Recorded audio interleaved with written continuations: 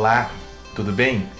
Queria compartilhar com vocês hoje a nossa leitura, o nosso plano de imersão bíblica é Mateus capítulo 4.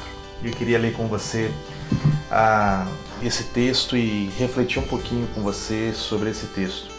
Quando a gente tem um plano de leitura bíblica, o objetivo não é a gente ler por ler o texto bíblico, mas a gente ler e se aprofundar nesse texto, né? Buscar profundidade e que esse texto ele possa falar com a gente no dia de hoje.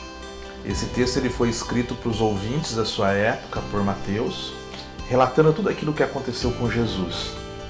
Agora, de que maneira que a gente pode se aprofundar nesse texto bíblico hoje? A primeira dica que eu daria quando você estiver lendo a sua Bíblia é você fazer uma leitura do texto e depois você ir aprofundando no texto. Não com uma exegese bíblica, não com um livro de comentário, mas você se atentar a alguns detalhes daquilo que o texto está querendo dizer e como que isso pode ser aplicado na minha vida e na sua vida nos dias de hoje. Então, você pode usar uma Bíblia numa linguagem mais acessível, eu creio que ela vai ajudar um pouquinho mais. Eu vou usar aqui a Bíblia na versão A Mensagem. Eu vou ler o capítulo todo hoje, tá bom? Mas diz assim: a seguir, Jesus foi levado pelo Espírito para o deserto. Era a hora da prova e o diabo é quem iria testá-lo. Jesus preparou-se para a prova, jejuando 40 dias e 40 noites. O jejum o deixou com muita fome e o diabo aproveitou-se disso para aplicar a primeira prova. Já que você é o Filho de Deus, dê a ordem que transformará essas pedras em pães. E citando Deuteronômio, Jesus respondeu: é preciso mais do que pão para permanecer vivo. São necessárias palavras firmes que procedem da boca de Deus. Para a segunda prova, o diabo levou Jesus à cidade santa. Ele o pôs na parte mais alta do templo e desafiou: já que você é o Filho de Deus, pule. E para instigá-lo, o diabo citou o Salmo 91. Ele o entregou aos cuidados dos anjos, tanto o protegerão que você não machucará, nem mesmo o dedo numa pedra. Jesus contra-atacou com outra citação de Deuteronômio: não tenha a ousadia de testar o Senhor, o seu Deus.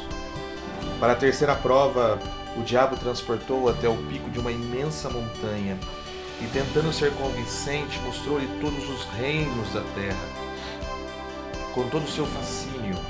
Então fez a proposta: tudo isso é meu, basta que você se ajoelhe e me adore, e tudo será seu. A resposta de Jesus foi curta e direta: caia fora, Satanás. E mais uma vez recorreu a Deuteronômio para repreendê-lo, adorá-lo. Adore somente ao Senhor, seu Deus. Sirva ao Senhor com absoluta inteireza de coração. Fim de prova. O diabo fugiu e no lugar dele vieram os anjos. Anjos cercaram Jesus e cuidaram dele. Quando soube que João havia sido preso, Jesus voltou para a Galileia. Mudou-se de Nazaré, sua cidade natal, para a aldeia de Cafarnaum, junto ao mar da Galileia, no sopé dos montes de Zebulon e Naftali.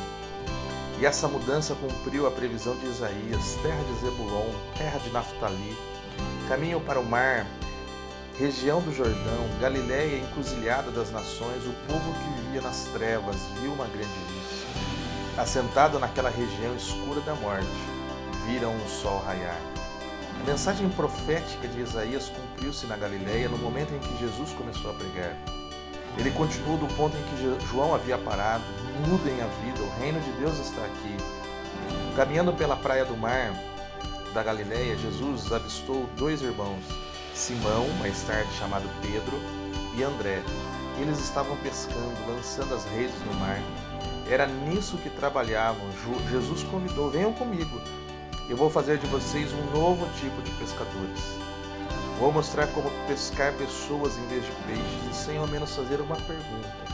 Eles simplesmente largaram as redes e foram com ele. A uma pequena distância da praia, ele viu outros dois irmãos, Tiago e João, filho de Zebedeu, que estavam sentados no barco com o pai consertando as redes. Jesus fez aos dois a mesma proposta e eles nem hesitaram. Deixaram o barco e o acompanharam. Dali, Jesus percorreu toda a Galileia. Ele ia às sinagogas, que era o lugar da reunião, e ensinava a verdade ao povo de Deus.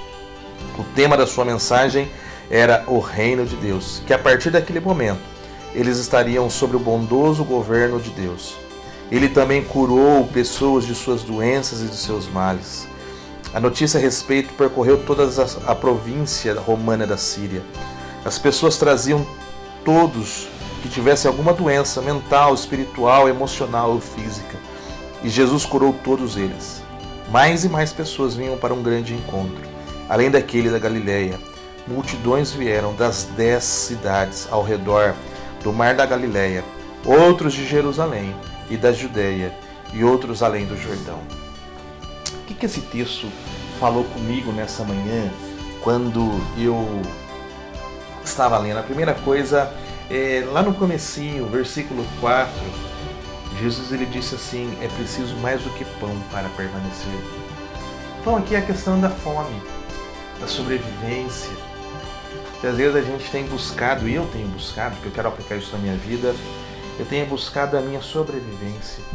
Eu tenho me concentrado a minha vida em dinheiro, na minha vida, na minha casa, na minha família. Eu tenho esquecido muitas vezes, ou colocado em segundo plano, aquilo que é essencial para a minha sobrevivência. Jesus ele disse: quem beber da água que eu der, jamais terá sede. A vida que eu ofereço é uma vida em abundância. Jesus ele diz: buscar em primeiro lugar o reino de Deus e todas as outras coisas serão acrescentadas. Então o primeiro ensinamento que eu trago aqui para mim é que eu preciso buscar mais do que pão para permanecer vivo. Mas aí Jesus depois ele se encontra com alguns homens e ele faz uma proposta para esses homens. E eles não hesitaram. Eles não hesitaram. Aí eu paro e penso: será que eu tenho hesitado diante da proposta e do convite que Deus tem me chamado para participar do seu reino? O que é que eu tenho feito para abandonar outras coisas e seguir a Jesus? Aqui diz que eles nem hesitaram.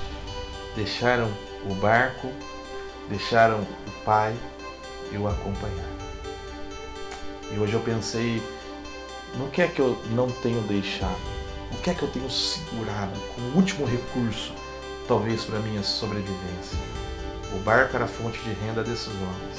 O barco era a fonte de providência do alimento, do seu sustento para eles e suas famílias. Eles deixaram tudo diante da proposta que Jesus fez para eles. E no finalzinho, a Bíblia diz que Jesus curou todas as pessoas. Pessoas que sofriam de doenças mentais, espirituais, emocionais ou físicas. Quais áreas da minha vida que Jesus precisa curar? E eu orei nessa manhã pedindo que Jesus curasse algumas dessas áreas. Eu queria orar com você nesse momento e desafiar você a fazer essa reflexão, a sua reflexão, em Mateus 4. E a partir de amanhã a gente começa o Sermão do Monte. Então, tem uma muito abençoada também. Queria orar com você. Vamos orar? Pai, em nome de Jesus, quantas vezes eu tenho buscado a minha sobrevivência, os meus recursos? Quantas vezes eu tenho buscado o meu pão em detrimento do teu reino, Deus? Me perdoa. Pai, que o Senhor possa estender a tua mão de cura. Todas as áreas da minha vida que têm sido afetadas, ó Deus, pelo pecado, pelo mal. Pai, me ajuda, Deus. Me ajuda a deixar para trás tudo aquilo que tem me afastado do Senhor. E que eu possa participar do teu reino. Em nome de Jesus. Amém. Deus abençoe você. Até a próxima.